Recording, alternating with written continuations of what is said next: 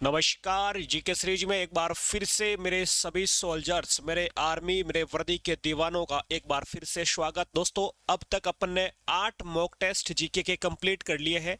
आज आपका 9वां mock test रहने वाला है। हर मॉक टेस्ट में आपको 15 प्रश्न मिलते हैं, हिंदी और इंग्लिश दोनों लैंग्वेज में, डुअल लैंग्वेज में। और उम्मीद करता हूं दोस्तों बहुत ही शानदार आपका ये समझ में आने वाला मॉक टेस्ट है। और जीके प्रश्न को इतना ट्रिक से, देसी तरीके से समझा रहा हूं, बहुत ही शानदार तरीके से आपकी सराहना मिल रही है। दोस्तों, कल 8वें मॉक टेस्ट में मैंने लास्ट में एक प्रश्न पूछा था, उसका जवाब आप सबने दिया। एक लास्ट में जो 15वां प्रश्न पूछता हूं मैं, वो आपके लिए पूछता हूं, आपको कमेंट बॉक्स में उसका जवाब देना होता है। तो 15वें प्रश्न का आपका जो सही जवाब हो जाएगा वो ऑप्शन सी था। दोस्तों, सुभाष चंद्र बोस साहब ने कहा दिल्ली चलो, सुभाष चंद्र बोस साहब ने कहा जय हिंद, सुभाष चंद्र बोस साहब ने ही महात्मा गांधी को राष्ट्रपिता की उपाधि दी, ये आपको याद रखना। तो इसका सही जवाब सी, सुभाष चंद्र बोस दिया। किस किस ने दिया सही जवाब एक बार देख लेते हैं। मेरे सभी सोल्जर्स ने बहुत ही शानदार तरीके से सही जवाब दिया, आपके सामने है। दोस्तों, अपने देखो, ये जो भी सोल्जर्स है जिसने सही जवाब दिया वो आपके सामने कमेंट दिख रहे हैं आपको। मेरे आर्मी के वीरों ने बहुत ही शानदार बोल रहे हैं 15 में से 13 क्वेश्चन सही किए गुरुजी। कोई बोल रहा है 15 में से 14 किए, अपने सोहाली ऑफिशियल बोल रहे हैं। और 15वां का सी जवाब दे रहे हैं। देख लीजिए यहाँ पर बहुत ही शानदार तरीके से सभी सोल्जर्स ने सही जवाब दिया है। यहाँ पर कोई 8 बोल रहे हैं, कोई 10 बोल रहे हैं, यानी 15 में से 10 क्वेश्चन। बहुत ही अच्छा स्कोरिंग चल रहा है और मेहनत कीजिए मेरे वीरों, अपन 15 में से 15 भी करेंगे, ऐसा भी दिन आएगा देखना। तो सभी ने सही जवाब दिया है। तो 15वें का आपका दोस्तों सही जवाब हो जाएगा, ऑप्शन हो जाएगा आपका कौन सा, सी हो जाएगा, सुभाष चंद्र बोस। तो ये कल वाले लास्ट प्रश्न का सही जवाब था। आज का अगला प्रश्न आपके सामने, पहला प्रश्न आ चुका है, किस वेद को भारतीय संगीत का मूल कहा जाता है। पहला प्रश्न आपके सामने, और स्टॉप वॉच मैं लेके आ चुका हूं, ये रही आपकी स्टॉप वॉच। 10 सेकेंड का समय मिलेगा। किस वेद को भारतीय संगीत का मूल वेद कहा जाता है, यानी कौन सा वेद संगीत से संबंधित है। 10 सेकेंड का समय आपका कंप्लीट हुआ। यानी यहाँ पर पूछा है वेद कौन सा, call the origin of Indian music, यानी कौन सा वेद है म्यूजिक से रिलेटेड है, आपको बताना है। तो यहाँ पर दोस्तों संगीत से संबंधित आपका सामवेद हो जाएगा। ट्रिक से याद करेंगे, श से संगीत और श से सामवेद, ऑप्शन डी हो जाएगा। 4 वेद होते हैं कि कौन कौन सा, यजुर्वेद, ऋग्वेद, अथर्ववेद और सामवेद। तो सामवेद का संबंध हो जाएगा संगीत से, याद रखना है आपको। ऋग्वेद सबसे पुराना वेद है, सबसे पुराना वेद, ओल्डेस्ट वेद कौन सा है, ऋग्वेद। सबसे पुराना वेद ऋग्वेद को कहा जाता है। ठीक है, ये आपको याद रखना है। अगला प्रश्न आपके सामने, महात्मा बुद्ध को किस स्थान पर महापरिनिर्वाण प्राप्त हुआ था। महापरिनिर्वाण मतलब अपन कह सकते हैं मृत्यु कहां पर हुई महात्मा बुद्ध की, ये आपको बताना है। 10 सेकेंड का समय मिलेगा, जल्दी से बता दीजिए।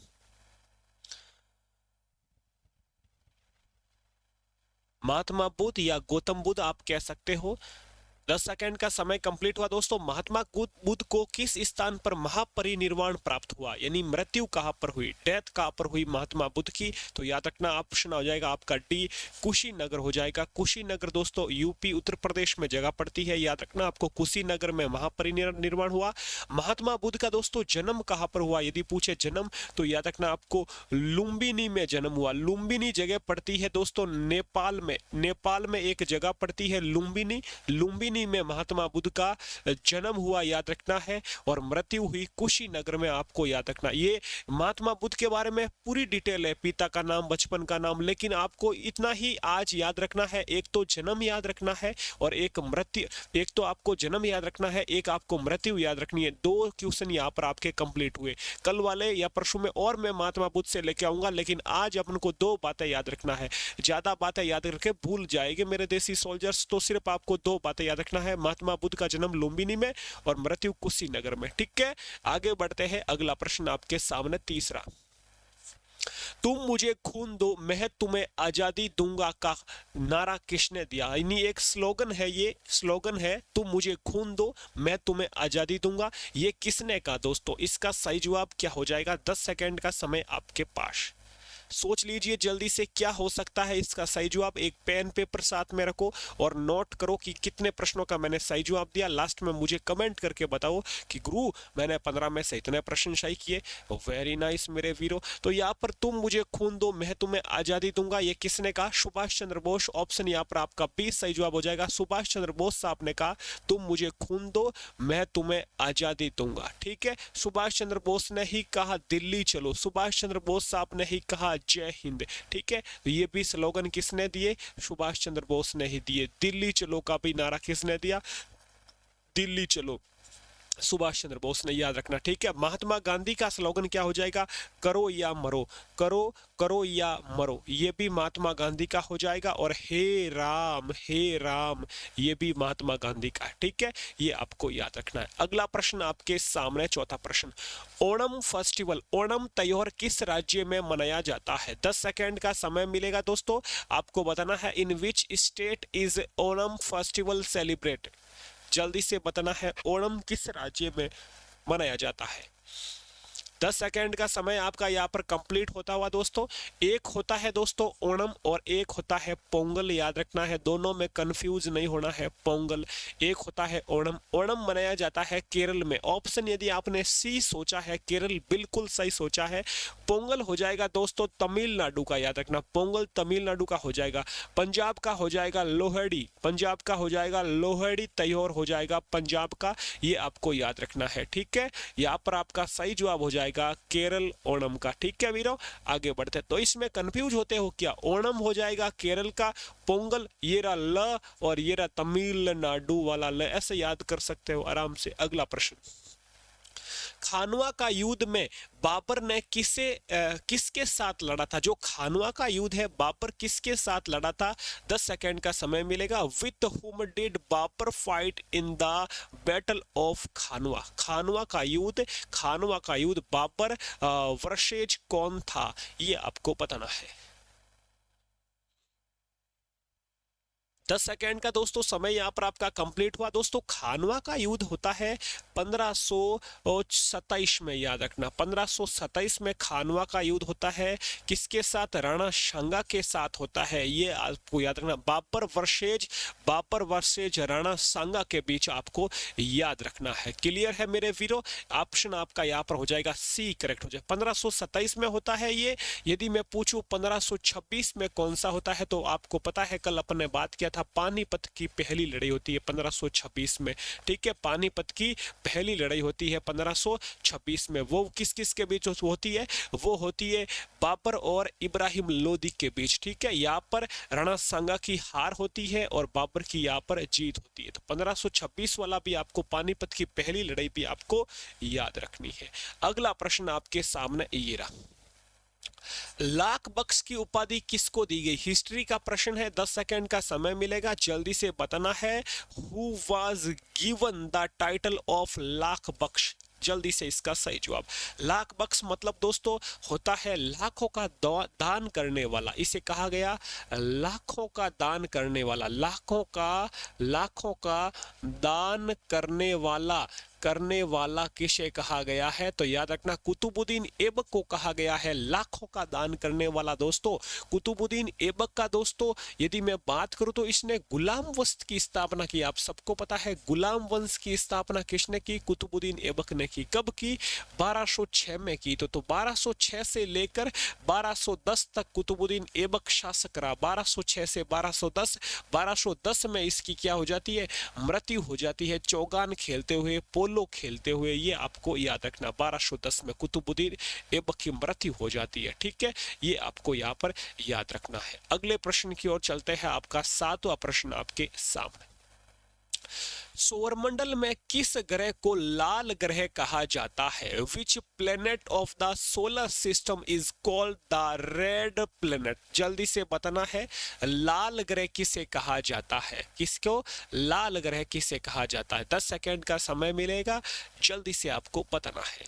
रेड प्लेनेट, 10 सेकेंड का समय कंप्लीट हुआ दोस्तों। लाल ग्रह कहा जाता है मंगल को, ऑप्शन याद रखना आपको। मार्स को कहा जाता है रेड प्लेनेट, ठीक है। यदि मैं बात करूं दोस्तों शुक्र को, तो शुक्र को क्या कहा जाता है? चमकीला ग्रह कहा जाता है, ब्राइट प्लेनेट कहा जाता है शुक्र को, ठीक है।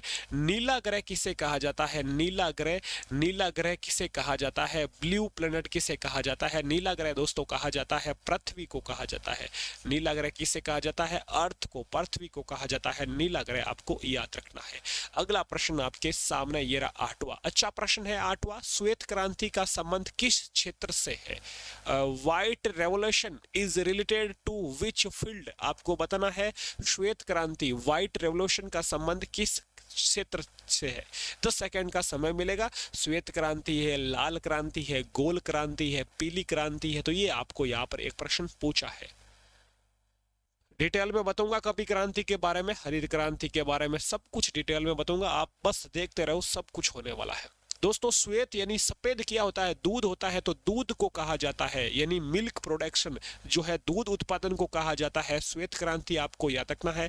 मांस को दोस्तों कहा जाता है लाल क्रांति, लाल क्रांति। रेड रेवोल्यूशन कहा जाता है मांस मीट प्रोडक्शन को, या फिर टमाटर उत्पादन को भी कहा जाता है। टमाटर और मांस को लाल क्रांति कहा जाता है। तिलन, सरसों, इनको कहा, सूरजमुखी, इनको कहा जाता है पीली क्रांति दोस्तों, येलो रेवोल्यूशन। पीली क्रांति कहा जाता है किसको?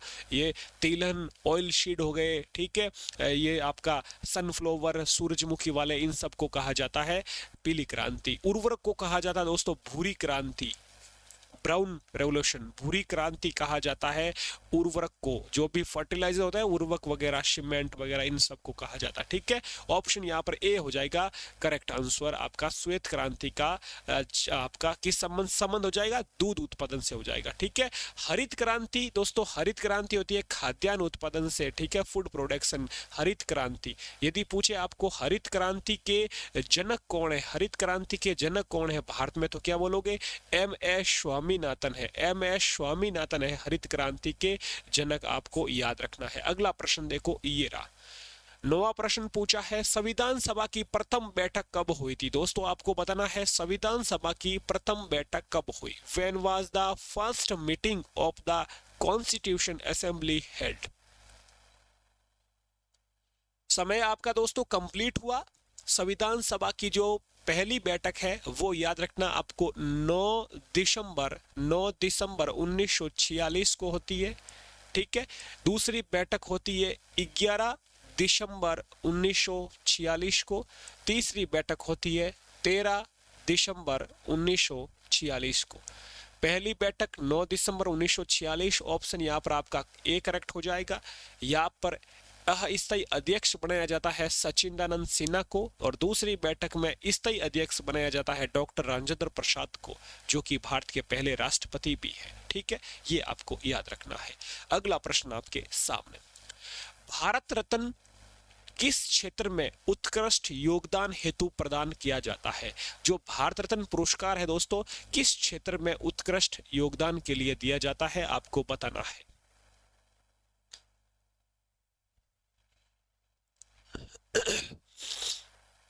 दोस्तों भारत रत्न की मैं बात करूं तो भारत रत्न भारत का सर्वोच्च नागरिक सम्मान पुरस्कार कहा जाता है। दोस्तों इस भारत रत्न की शुरुआत होती है 1954 में, 1954 ईस्वी में इसकी शुरुआत होती है, याद रखना है। भारत रत्न विज्ञान क्षेत्र में दिया जाता है, कला में दिया जाता है, जन सेवा में दिया जाता है, तो इसका सही जवाब हो जाएगा option D, all of this, ठीक है। सभी क्षेत्र, सभी फील्ड में दिया जाता है भारत रत्न, याद रखना दोस्तों। विज्ञान में कोई अच्छा काम करेगा उसे भी दिया जाएगा, कला साहित्य में काम करेगा उसे भी दिया जाएगा, जो जन सेवा पब्लिक सर्विस करेगा उसे भी दिया जाएगा, ठीक है, सबको दिया जाएगा। यदि आप भी कोई अच्छा काम करते हो तो आपको भी भारत रत्न मिलेगा। भारत रत्न की शुरुआत कब होती है दोस्तों? 1954 ईस्वी में, आपको याद रखना है। अगला प्रश्न आपके सामने, निम्न में से कौन सा डॉक्टर राजेंद्र प्रसाद से संबंधित है? कौन सा बोले तो आपको बताना है राजेंद्र प्रसाद साहब का जो समाधि स्थल कौन सा हो सकता है। 10 सेकंड का समय मिलेगा। ट्रिक बताऊंगा यहाँ पर, बहुत ही शानदार तरीके से याद करवाने वाला हूँ रे मेरे वीरों, आप बेफिक्र रहो। राजेंद्र प्रसाद नाम आता है दोस्तों। प्रसाद यहाँ पर पीछे लिखा हुआ है, प्रसाद बोले तो अपन बोलेंगे प्रसादी, और प्रसादी किसकी होती है? जिसके प्राण चले जाए उसे प्रसादी करते हैं उसके लिए। तो प्राण कहां पर? ये रहा प्राण, याद रखना है। महाप्रयाण घाट हो जाएगा, ऑप्शन आपका ए करेक्ट हो जाएगा। राजेंद्र प्रसाद साहब की समाधि है महाप्रयाण घाट। शांतिवन किसकी है दोस्तों? जवाहर जवाहर जवाहर की रोटी खिलानी पड़ेगी आपको, एक याद रखना है।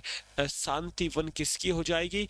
ये एक बार मैं कंफर्म करता हूँ। शांतिवन जवाहर, बिल्कुल शांतिवन हो जाएगी जवाहरलाल, पंडित जवाहरलाल नेहरू साहब की, जवाहरलाल नेहरू जी की हो जाएगी शांतिवन। राजघाट हो जाएगी आपके महात्मा गांधी की, ठीक है, राजघाट हो जाएगी महात्मा गांधी की समाधि स्थल, ये आपको याद रखना है। राज किसने दिलाया अंग्रेजों से रे? महात्मा गांधी ने दिलाया, बिल्कुल। शांति यानी किसी को शांत रखने के लिए अपन बाजरे की रोटी नहीं खिलानी है, जवाहर की रोटी खिलानी है, ये ट्रिक भी है मेरी, तो आपको याद रखना है। और प्रसादी किसके करते हैं? जिसके प्राण चले जाए, ये आपको याद रखना है यहाँ पर मेरे वीरों।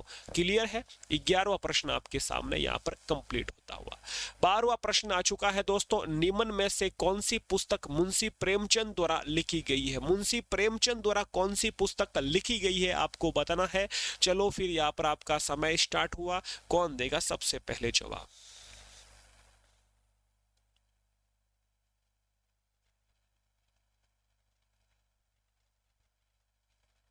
दोस्तों यहाँ पर आपका टाइम कंप्लीट हुआ। मुंशी प्रेमचंद की जो पुस्तकें है, जो बुक है दोस्तों, गोदान भी है, रंगभूमि भी है, गब्बन भी है, ऑल है, ऑल ऑफ दीज आपका सही उत्तर हो जाएगा। गोदान, रंगभूमि, करम भूमि, करम भूमि ये भी अपने मुंशी प्रेमचंद की है, गोदान, गब्बन सब है, ठीक है, ये आपको याद रखना। तो ऑप्शन यहाँ पर डी हो जाएगा करेक्ट, सही जवाब हो जाएगा। मुंशी प्रेमचंद की ये सभी पुस्तकें हैं, गोदान, रंगभूमि, गब्बन। यदि एक पुस्तक गोरा आ जाए ना, ये गोरा, ये मुंशी प्रेमचंद की नहीं है, ये किसकी है? ये अपने रविंद्रनाथ टैगोर साहब की है, रविंद्रनाथ टैगोर साहब की है, ये आपको याद रखना। क्या नाम है? गोरा। अगला प्रश्न ये रहा वीरो, प्रवासी भारतीय दिवस किस तिथि को मनाया जाता है? ऑन विच डेट इज प्रवासी भारतीय दिवस सेलिब्रेट? जल्दी से बताओ इसका सही जवाब।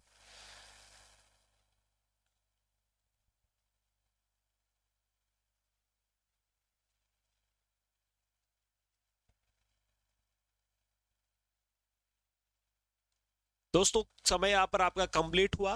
प्रवासी भारतीय दिवस दोस्तों 9 आपका हो जाएगा फरवरी, नहीं 9 जनवरी हो जाएगा, ठीक है, 9 जनवरी आपका सही उत्तर हो जाएगा। 9 जनवरी 1915 को, 9 जनवरी 1915 को महात्मा गांधी दक्षिणी अफ्रीका से भारत आए थे, तो इसी दिन को प्रवासी भारतीय दिवस के रूप में मनाया जाता है।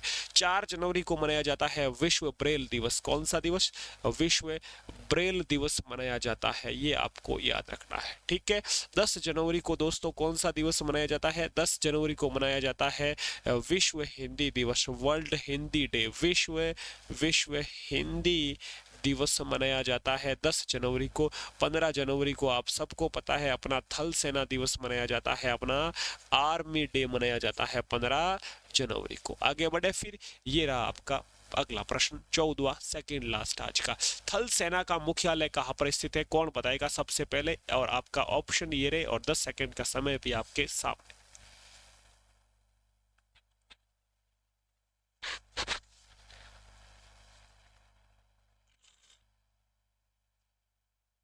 दोस्तों 10 सेकंड यहाँ पर आपका कंप्लीट होता हुआ, 10 सेकंड यहाँ पर आपका कंप्लीट होता हुआ। थल सेना का दोस्तों मुख्यालय, ये आपको याद रखना है, जो अपनी आर्मी है, आर्मी का हेडक्वार्टर कहाँ पर याद रखना है? नई दिल्ली में हो जाएगा, ऑप्शन डी करेक्ट हो जाएगा। कहाँ पर है? थल सेना का मुख्यालय नई दिल्ली में। थल सेना दिवस कब मनाया जाता है? अभी अपने बात की 15 जनवरी को मनाया जाता है मेरे वीरों, थल सेना दिवस। क्लियर है? तो ये आपको यहाँ पर याद रखना। थल सेना 15 जनवरी को मनाया जाता है, वायुसेना 8 अक्टूबर को मनाया जाता है, और नौसेना 4 दिसंबर को मनाया जाता है। आगे बढ़ते हैं, ये रहा आपका प्रश्न, श्रीनगर किस नदी के किनारे स्थित है?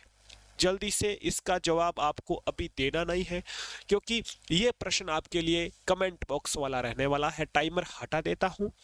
ये प्रश्न आपको क्लास खत्म होने के बाद कमेंट बॉक्स में देना है। श्रीनगर किस नदी के किनारे है? इसका जो भी सही जवाब देगा कल अपन डिस्कस करेंगे किसने सही जवाब दिया। ठीक है, तो ये 15 प्रश्न आपके हो चुके हैं। अब बताओ मुझे 15 में से आपने कितने सही जवाब दिए, लास्ट में कमेंट करके बताना है। गुरु मैंने 15 में से इतने प्रश्न सही किए। डेली आपके लिए ये सीरीज तो हो चुकी है स्टार्ट, डेली सुबह 9 बजे मिल रही है। अब शाम को क्या होगा, तो रात को 9 बजे लेके आ रहा हूं मैं आज स्टैटिक जीके की पहली क्लास, जिसमें अपना टॉपिक रहने वाला है भारत के राज्य एंड केंद्र शासित प्रदेश, यानी कि जो भी स्टेट है और यूनियन टेरिटरी है उनके बारे में बात करेंगे। कितने राज्य है, कितने केंद्र शासित प्रदेश है, इन सब की राजधानी क्या है, इनको कब घोषित किया गया केंद्र शासित प्रदेश, सबसे बड़ा कौन सा केंद्र शासित प्रदेश है, सबसे छोटा राज्य कौन सा है, जनसंख्या, क्षेत्रफल। तो पूरा डिटेल में आपका पहला टॉपिक आज रहेगा राज्य और केंद्र शासित प्रदेश। रात को 9 बजे मिलते हैं अपने जीके सीरीज के यूट्यूब चैनल पर। ठीक है, बाकी अपना ग्रुप बना हुआ है, इन सभी वैकेंसी अपने जो आर्मी से रिलेटेड जो भी पीडीएफ वगैरह सब वहां पर आपको मिलती रहेगी। ग्रुप में ज्वाइन होने के लिए आपको इस नंबर पर मैसेज कर देना है 9413513647 94 135 136 47 पर आपको एसएमएस कर देना है। ठीक है, व्हाट्सएप एसएमएस आपको ग्रुप में ऐड कर दूंगा मैं। क्लियर, अपना ख्याल रखें, ऐसे ही हंसते मुस्कुराते रहे, पढ़ते रहे। जय हिंद, जय भारत।